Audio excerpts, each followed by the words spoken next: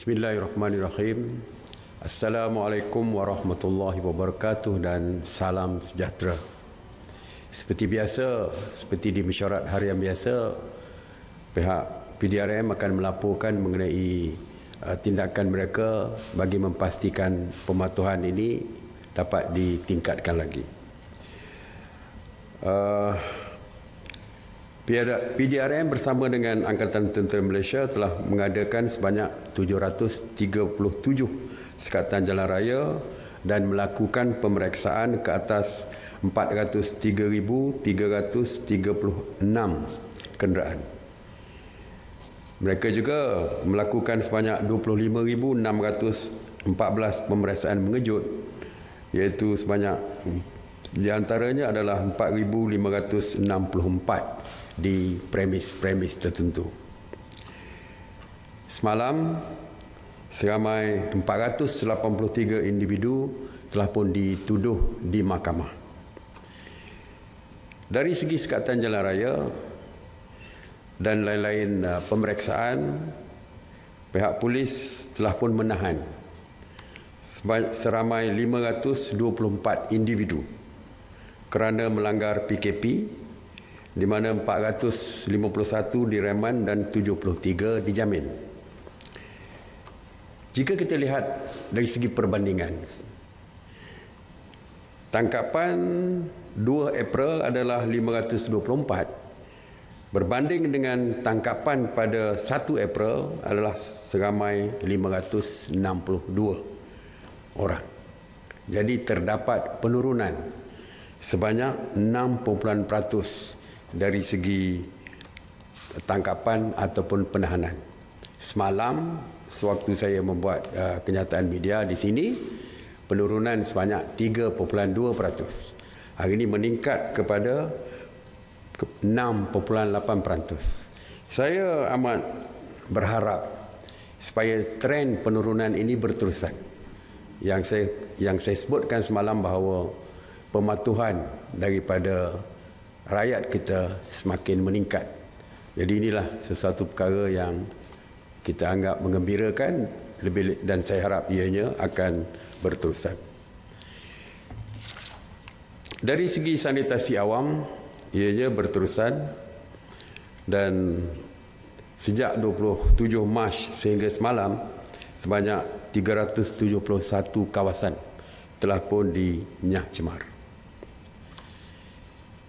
Kita difahamkan ramai pengguna bank masih lagi menggunakan juruwang di dalam bank kerana isu ATM yang menggunakan caj sebanyak RM1 setiap kali pengeluaran wang.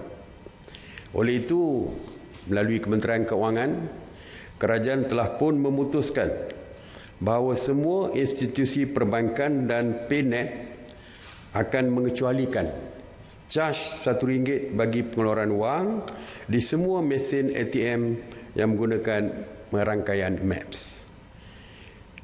Pengecualian RM1 ini akan bermula pada hari Isnin 6 April sehinggalah tamat tempoh PKP ini. Ini akan memberikan ruang dan kemudahan kepada rakyat kita supaya menggunakan ATM yang disediakan. Jadi tidak perlu berpusu-pusu ke bank untuk mengeluarkan wang, dan dalam masa yang sama juga saya menasihatkan jika tidak lagi berpusu-pusu di dalam bank, jangan pula berpusu-pusu di ATM, di mesin ATM. Jadi penjarakan sosial mesti terus dipatuhi, iaitu 1 meter seperti yang telah pun ditetapkan. Dari segi pengurusan bank ini, pihak kerajaan amat menggalakkan supaya rakyat mengamalkan penggunaan perbankan di atas talian. Dari segi pengurusan keuangan dan sebagainya, untuk memindahkan wang dan sebagainya, kalau boleh kita gunakan perbankan atas talian yang telah pun disediakan oleh pihak bank. Ramai ibu bapa yang mengadu tentang anak-anak mereka yang belajar di luar negara dan telah pun tamat pengajian tetapi tidak boleh pulang ke negara kerana sekatan daripada negara yang berkaitan yang tidak membenarkan penerbangan keluar dan sebagainya.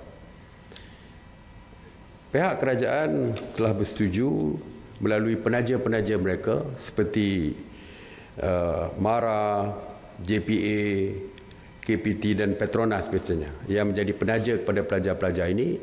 Pihak kerajaan bersetuju untuk menanggung pelajar-pelajar yang masih berada di luar negeri selepas tamat pengajian yang tidak mampu untuk pulang dan tidak boleh pulang, iaitu akan membantu dari segi tempat tinggal mereka. Begitu juga dengan untuk makan minum mereka akan ditanggung oleh penaja-penaja mereka. Jadi mereka, ibu bapa tidak perlu bimbang.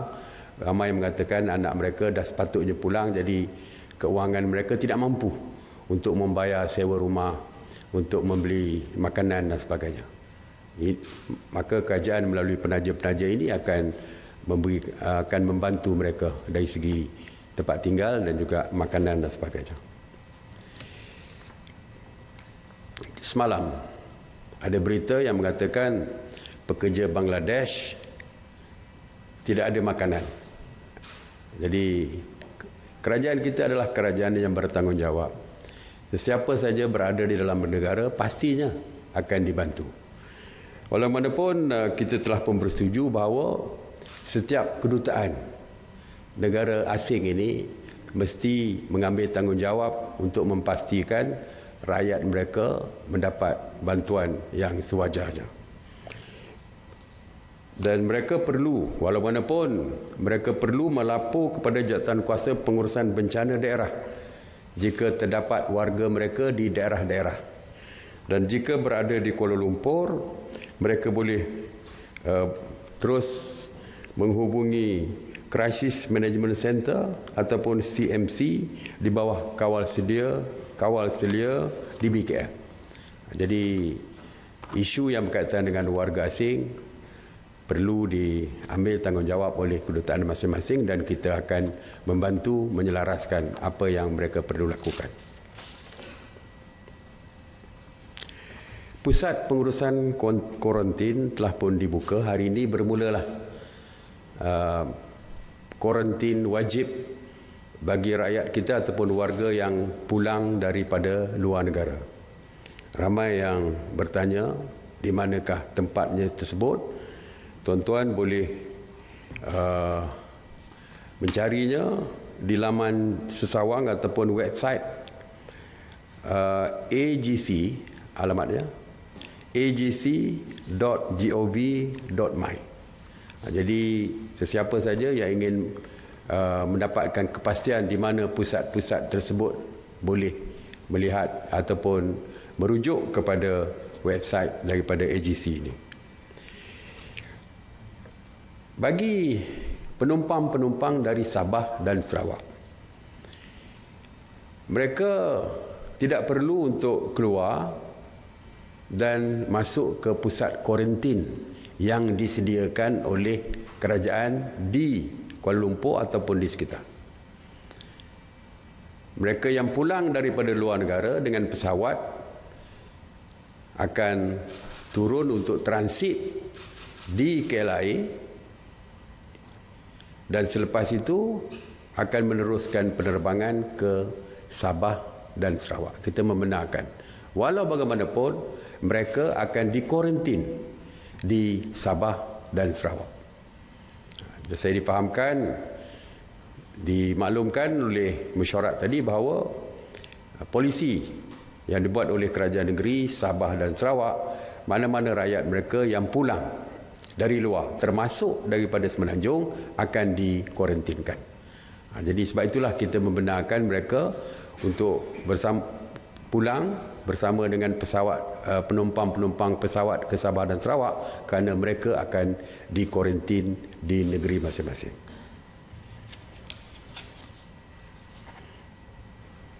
Pasar malam. Pasar Ramadan. Seperti yang saya maklumkan, itu semalam ianya merupakan cadangan daripada DBKL dan mesyuarat tadi pagi ini telah pun memutuskan bahawa selagi PKP dilaksanakan, semua pasar Ramadan tidak dibenarkan. Walau bagaimanapun, jika PKP ini ditamatkan, maka seperti saya sebutkan bahawa pihak MKN akan menyediakan SOP selepas PKP. Kita akan menyediakan SOP post PKP ataupun selepas PKP. Maka soal yang berkaitan dengan pasar Ramadan dan sebagainya akan ditentukan selepas ini. Sama ada boleh dilaksanakan ataupun dilaksanakan dengan SOP yang tertentu. Cuma selagi PKP 2 ini diteruskan ataupun tiba-tiba ada PKP lain, pasar Ramadan tidak dibenarkan. Yang terakhir sekali ialah mengenai jarak 10 km seperti yang dikeluarkan oleh pihak peguam negara. Memang benar, seperti kita tahu, setiap undang-undang dianya tidak boleh terlalu spesifik, terlalu detail untuk merangkumi semua individu. Jadi di dalam undang-undang ini juga dari segi general rule-nya ataupun undang-undang secara amnya, bahawa pergerakan hanya boleh di sekitar 10 km, di bawah 10 km radius. Walau bagaimanapun, pihak polis diberikan budi bicara di dalam setiap kes yang berbeza. Sebagai contoh, kita membenarkan untuk membeli produk makanan. Jadi kalau produk makanan tersebut tidak berada di dalam lingkungan 10 km, tentu saja mereka boleh keluar mencari untuk membeli makanan ataupun bahan makanan di kawasan di luar 10 km yang terhampir. Maksudnya kalau 11 km. Jadi kita masih membenarkan. Kita mengatakan bahawa interstate ataupun pergerakan antara negeri ke negeri tidak dibenarkan. Tetapi di negeri yang bersempadan, sebagai contoh, Gemas dan Segamat, ataupun Petaling Jaya di Selangor, Bangsa di Kuala Lumpur. Jadi keperluan itu ada di luar. Maksudnya untuk membeli barangan di Gemas, yang terhampir tempat dia adalah di Segamat, walaupun di dalam radius 10 km, kurang 10 km. Jadi walaupun berlaku interstate ataupun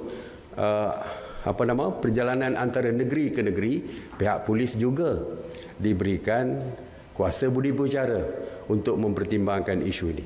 Sebab semalam kita dengar ada individu yang ingin keluar mendapatkan perubatan, tetapi oleh kerana tempatnya, hospitalnya lebih daripada 10 km, jadi mereka terpaksa membatalkan hasrat mereka ataupun tujuan mereka untuk ke hospital. Sedangkan kesihatan merupakan perkara utama yang diberikan oleh kerajaan, sehingga kita terpaksa memperkenalkan PKP kerana nak menjaga kesihatan rakyat. Jadi jika melibatkan isu kesihatan ke klinik dan sebagainya terletak lebih daripada 10 km, pihak polis juga diberikan kuasa budi bicara untuk melepaskan atau membenarkan perjalanan individu-individu atau pihak-pihak yang terlibat di dalam perkara yang saya sebutkan tadi.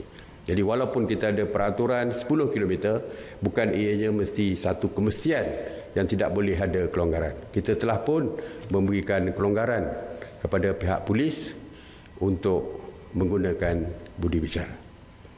Jadi terima kasih.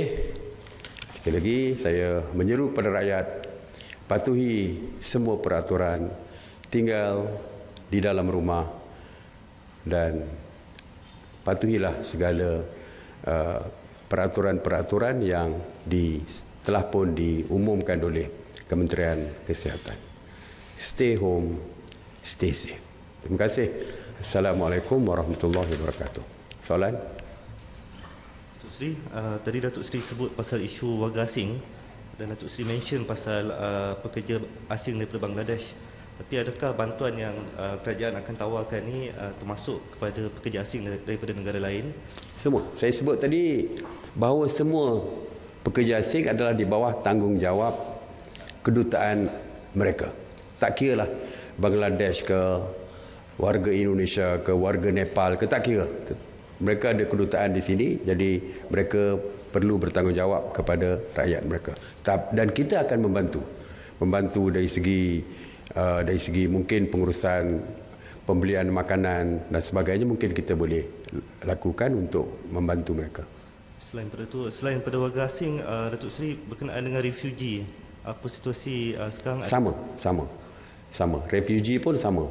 Kita treatment dia sama saja. Ya, kita takkan benarkan rakyat kita ataupun rakyat asing sekalipun untuk kelaparan sewaktu PKP ini dilaksanakan. Setakat ni berapa orang dah ada di pusat kuarantin? Berada di pusat kuarantin. Sebenarnya pusat kuarantin ini dah lama. Yang saya sebutkan yang kita wujudkan yang baru untuk kuarantin wajib ini baru bermula hari ini. Ya. Jadi keseluruhan pusat kuarantin itu telah pun dilaksanakan lebih awal. Jadi numbers tu kita akan dapatkan. Ya. Okay, Datuk Seri, mungkin Datuk Seri dah pernah jawab soalan ini sebelum ni. Cuma nak minta Datuk Seri jawab, ada kekeliruan bila ada individu yang keluar, dia bawa surat kebenaran majikan, tapi polis masih lagi tahan disebabkan tak ada cop daripada balai polis. Jadi nak tahu dekat sini, adakah cop daripada balai polis tu sememangnya wajib untuk dibawa bersama-sama selain daripada surat majikan tu? Sebab ada yang bila nak dapatkan surat daripada balai polis tu, ada yang OCS yang tak ada, so dia suruh datang esok pagi untuk ke balai polis. Jadi dia macam merumitkan keadaan. So macam mana, Datuk Seri? Apa yang ditetapkan oleh kita adalah surat daripada majikan dan senarai nama pekerja diserahkan kepada balai polis. Itu saja yang kita tetapkan. Ya. Okay, Datuk Seri, satu persoalan berkaitan, adakah terdapat SOP untuk pihak swasta atau ejen untuk membawa pulang pelajar Malaysia kita di luar kerana ia berkaitan dengan kuarantin? Kerana kami dapat makluman bahawa ada pihak ejen yang sudah menyewa 2 pesawat khas untuk membawa pulang pelajar Malaysia di Mesir secara persendirian tanpa ada penglibatan daripada kerajaan. Dan dalam masa sama juga KPT, Kementerian Pengajian Tinggi, menafikan ada kerjasama dengan ejen tersebut. So bagaimana? Sebenarnya kita mengalu-alukan sesiapa saja, ejen, syarikat swasta, sesiapa saja untuk membantu untuk membawa pulang rakyat kita dan sebagainya. Ya, tak kira lah apa saja. Tetapi walau mana pun perlu mereka mendapatkan kerjasama dengan pihak kerajaan. Mereka perlu memaklumkan kepada MKN misalnya. Mereka mesti perlu memaklumkan kepada immigration misalnya. Ya, jadi walaupun kita mengalung-alungkan semua terlibat, tetapi mesti ikut prosedur yang ditetapkan oleh kerajaan. Sebab kita tak mahu nanti bila sampai ke airport ada masalah dengan immigration dan sebagainya. Jadi makluman awal itu perlu. Cuma yang saya nak tekankan di sini bahawa walaupun daripada ejen atau sebagainya, bila sampai mendarat di Malaysia, mereka akan terus dihantar ke pusat kuarantin. Jadi saya harap kalau ada ejen seperti itu, tolong hubungi pihak MKN bagi kita assist dia orang, bagi kita bantu ejen-ejen tersebut. Kita sudah maklum bahawasanya pelajar Malaysia di Mesir lebih daripada 12,000 orang. So adakah dengan angka tersebut pusat kuarantin kita mampu untuk menampung? Seperti yang saya sebutkan, bahawa kita menasihatkan, ya, kita tidak menyekat, tetapi kita menasihatkan pelajar-pelajar kita yang berada di luar negara supaya berada terus di negara tersebut. Ya, di negara tersebut. Sebab setengah negara mempunyai prosedur yang ketat dari segi untuk keluar daripada negara tersebut. Mesir, kumpulan Mesir kita pun dah bawa, iaitu melalui Brunei dan balik ke Malaysia. Jadi kita telah pun melaksanakan untuk membawa pulang pelajar daripada Mesir dan sebagainya. Ya, jadi tidak timbul isu mereka tidak boleh pulang, Tetapi seperti saya kata lebih awal, daripada UK, daripada US yang nak balik pelajar-pelajar, kalau di sana mungkin ada sekatan dan sebagainya, mereka mesti patuh kepada peraturan yang dikeluarkan oleh negara masing-masing, negara tempat mereka berada. Cuma yang saya katakan tadi bahawa nasihat kita supaya stay put, kekal di negara mereka. Walaupun kalau ada yang pulang, seperti saya kata tadi, yang sampai saja mereka terus akan dibawa ke pusat kuarantin. Okey. Terima kasih sekali lagi. Salam.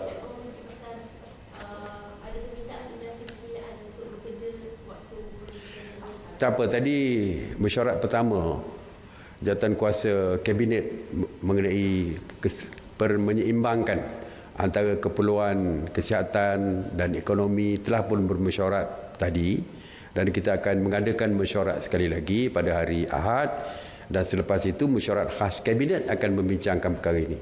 Jadi sektor-sektor mana dan sebagainya tunggulah kita lepas pada mesyuarat kabinet hari Isnin nanti, ya. Okey.